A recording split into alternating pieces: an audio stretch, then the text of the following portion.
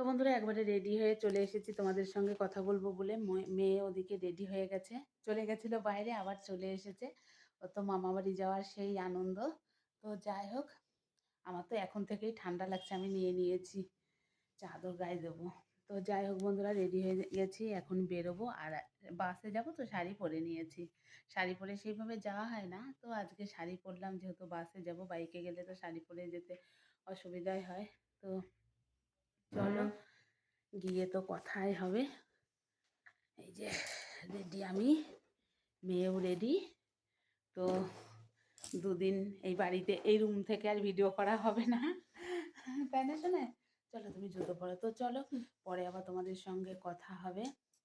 এখন দুপুরবেলাতে কি বলো তো, দুপুরবেলাতে অনেকক্ষণ পর পর বাস, ওই জন্য কোনো তাড়াহুড়ো নেই, ধীরে সুস্থে বেরোচ্ছি। তো চলো, পরে আবার কথা হবে। এখন বেরোচ্ছি আমরা, যাব।